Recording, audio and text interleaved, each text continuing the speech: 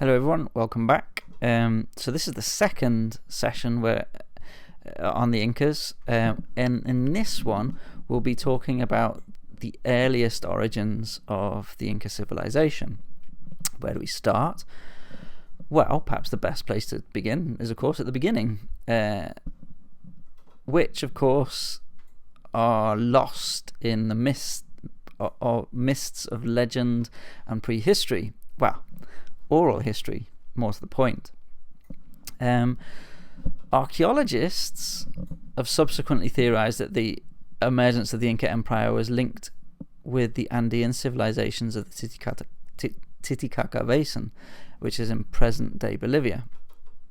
Well, actually, borders Peru and Bolivia. In particular, we have the Wari civilization and the Tiwanaku civilizations. So you've got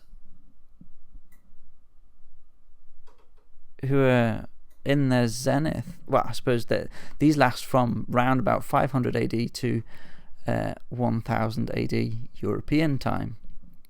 And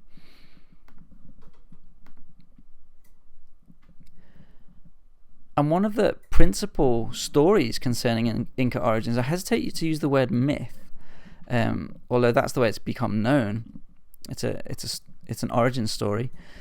Is that of the Ayar siblings, and this story talks about how 8 siblings emerged from a cave called Pacaritambo near Lake Titicaca. Now, part of this story says that other peoples, these are non-Inca peoples, were spontaneously born from different outlets in the hillside. And I mention that because it's important. And again, if we were in front of each other face to face, in person rather, I'd ask you what you thought the significance of this might be. But as this is a recorded lecture, I'll just kind of give you what I think. Now, the first thing to mention is you're probably already thinking there are parallels here with something you've seen before, which is the Mesoamerican legend of the origins of the Toltecs, and then the origins of the Mexica, the Toltecs who emerged from the 7 caves of Chicomozoc. But the difference here is that these different ethnic groups, whilst they're all being similar on a human level in the sense that they're all born from caves in the earth, they're also completely different because they're from different caves. They're not the same as us, if we consider ourselves to be the Incas, or if we're speaking as the Incas, and they never can be. We are different. That's basically what it's saying. So if I'm born from a cave and my next door neighbor was born from another cave, we are different even to our very origins. It's drawing a very definite line of difference. It's a way of othering, if you want to be theoretical about it, from the very, very beginning. And that's extremely important with regard to later imperialist developments in the region. By imperialist, I'm not talking about European imperialism here. I'm talking about Andean imperialism. So what this means is that lines can be drawn and cultural differences can be explained and used very easily. So yeah, this is a kind of important basis. So the story of the Ayar siblings then tells how they wandered about the region. They got into fights with each other and other people as well. So just as an example, they're afraid of one of the siblings called Ayar because of the magic powers that he had. So they trick him into going back inside the cave and then they seal him inside. So you might ask, what does this say about Inca society and Inca cosmovision more generally? Well, one thing that I might mention is that the power of magic in Inca society is an ever-present reality. So in the last session, we saw how, when we talked about the Huarachiri, we talked about how the Inca Tupac Yupanqui, he enlists the help of the Huacas to defeat the peoples he wanted to conquer. I talked a bit about Macahuisa, for example. So Maria Rostorowski de Escanseco, I also mentioned her last time, she also mentions a case in which the recently conquered Kiwi people, who are based on the coast, they resort to magic via the intercession of their waka to try and take the life of the Inca emperor, the Sapa Inca. When the emperor hears of this, he sends a noble to investigate from Cusco. He sends a noble from Cusco to investigate the allegations, and the noble finds them guilty. The Kivi people, they're found guilty, and as punishment, he orders that the entire male population of the Kivi people is executed. So, magic wasn't something that they messed around with. This is very serious business. So, that's one thing. The other thing to mention is the fratricide of the Ayar siblings, and also the incest, because they did get together, they did have sexual relations with each other, and they did have offspring. So yeah, fratricide and incest between the siblings, it reflects later developments in Inca society as well. One way you might understand it is not so much that these are brothers and sisters, but that they're the ancestor patrons of specific kinship groups. Certainly that's what they became.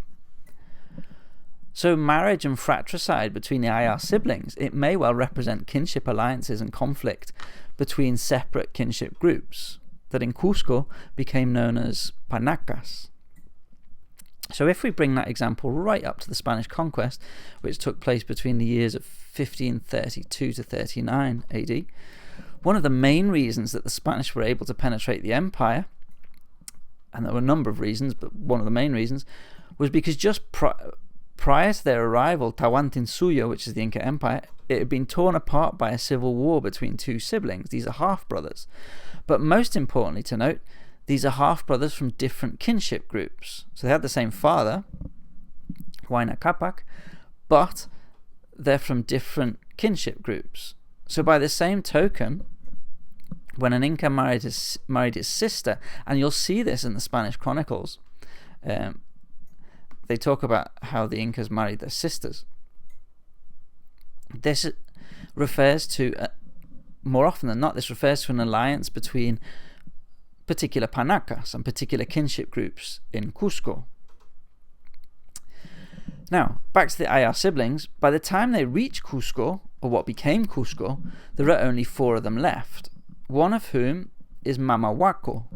She's a ferocious female warrior, possibly the most, according to the stories, she's the most ferocious warrior of the siblings. Now, I mention this because, again, I find it interesting for what it indicates about a social structure of the early Incas. So what you have is a very important woman taking part in the conquest of the Cusco region. She's fighting alongside men, not just that, but she's leading them, which indicates that women could occupy very high social positions and wield significant power. It indicates that war wasn't a solely male preserve in the Andes in this period. But I'll also mention at this point, by the time of the Spanish conquest, this had changed significantly. Not entirely, so there were still female leaders of ethnic groups, but largely the rulers of the Inca Empire were male. So what appears in the colonial documentation are accounts of a society that are quite different from that which we can gather from the origin stories. And that's an important point to bear in mind, because when you read the Spanish accounts of Inca history, you will see that they vary wildly, because the chroniclers invariably didn't understand the way the Inca past was structured or perceived. So that, for example, cyclical time wasn't recognized, it wasn't understood, and the historical memories, or myths, if you want to use that word, although I'm not a fan of it, really, because it suggests that it's not true. These historical memories are overlaid by the Spanish with European narrative structures, so the history is very much distorted. So okay, when we talk about early Inca society, I want to talk a little bit about the structure of society. And you might ask, well, okay, how was it structured according to its cosmovision? Well, the first thing to mention is that of dualities. And we've talked about that before. We talked about that when we talked about the Popol Vuh, and we talked about it as well with regard to the Warachiri manuscript. So, the importance of dualities is something that you can recognize as pan-Andean, and to a certain extent, and in different ways, pan-Indigenous American, because dualities also existed for the Central Mesoamericans. Not just existed, but they're extremely important. So following the divisions of the Ayar siblings, Inca society divided itself into two halves, and these halves simultaneously opposed and complemented each other. And the theoretical term for this would be a dualistic monism. So dualistic as in the two halves, and monism as in the one whole, so the two halves make the whole. But the Quechua terms for these two halves would be Hanan and Hurin, so it meaning upper and lower, and they're also gendered. So Hurin has female attributes, and Hanan has male attributes. But I'm not saying that everyone that was part of the Hurin the Hurin moiety, or is the kind of part of society that was Hurin, was female. I'm not saying that the part of the moiety or the part of Cusco society that was Hanan they were all male. Rather that those sections of society took on gendered attributes. Yeah. Also, upper and lower doesn't mean socially better, and we're not talking about a kind of class structure here. We're talking about physically in the geography and geology of Cusco. So Hanan was located higher up the slopes than Hurin. So yeah. Now, back to these dualities, you saw that when we talked about the Warachiri with the highland gods. The water deities take on male attributes, and they're based in the highlands, while the lowland deities of the earth are female. Yeah. So they're the two halves, the two dual parts of society. And within these halves, there are further subdivisions amongst the kinship groups who I've mentioned are called Panaka. And this brings us on to the first state cult that arguably necessitated imperial expansion. So, Panaka were the kinship groups and descendants of a particular Inca, or a particular leader, and a leader that can arguably trace his or her lineage back to the Ayar siblings. And the kinship groups have the obligation to preserve the mummy of the ruler when he or she dies, and to guard the memory of his or her life and achievements. So the mummies of the dead Incas, these are Malki, they rule the Panaka, even though they are dead, as we would understand it. So they speak through people known as Malkipvilyak, the one who talks to the Malki, and they give orders to their descendants. They need to be fed, they need to be venerated, and in turn, they reciprocate, and they ensure the well-being and continued life of the Panaka.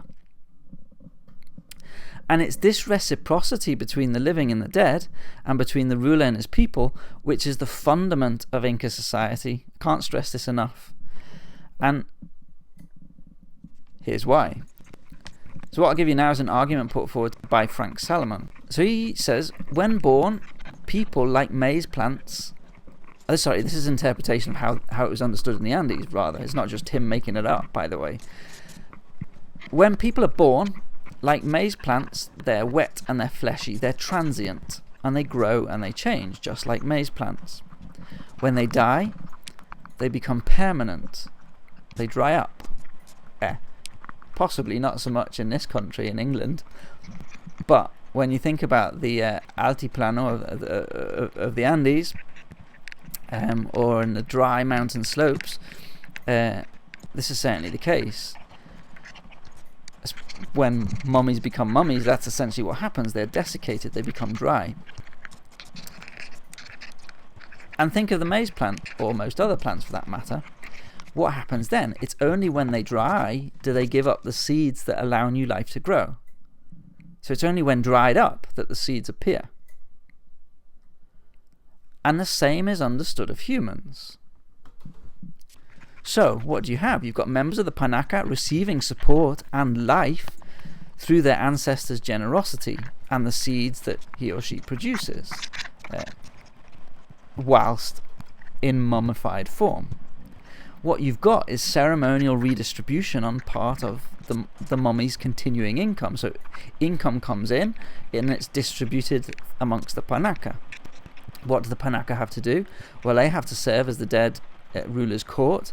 They maintain the mummy and they perpetuate the cult. And I'll just give you a couple of examples. These are cited in Conrad and Demarest's their book Religion and Empire, page 114. And they cite Pedro Pizarro, who was he was a boy at the time of the conquest of the Spanish conquest of Peru. He was the page of the Pizarro brothers, of Francisco Pizarro, and he later wrote up a chronicle. And he says, "It was customary for the dead rulers to visit one another, and they held great dances and revelries. Sometimes the dead went to the houses of the living, and sometimes the living visited them." You can almost see him trying to work it out, and also his readers back in Europe would be like, "What?" And then there's a Jesuit priest writing a bit later on in the 17th century, so mid-1600s. He writes, he's called Bernabé Cobo, and he writes, "They brought the royal mummies, that is, lavishly escorted to all their most important ceremonies. They sat them all down in the plaza," the square that is, "in a row in order of seniority, and the servants who looked after them ate and drank there. In front of the mummies they lit a fire of a certain kind of wood that they had cut and carved until it was very even. In the fire they burned the food that they had set before the mummies for them to eat. It was the same meal that the Panaka members themselves ate. In front of the mummies they also placed large vessels like pitchers called vilques, made of gold and silver. They filled these vessels with maize beer and toasted the dead with it after first showing it to them. The dead toasted one another, and they drank to the living, and vice versa." Again, a very, very bizarre scenario to our sanitized Western European minds. But the important thing here is to stress that for the Incas, the boundaries between the living and the dead were not clear at all. Not in the same way as we possibly wrongly very clearly demarcate between who is alive and who is dead.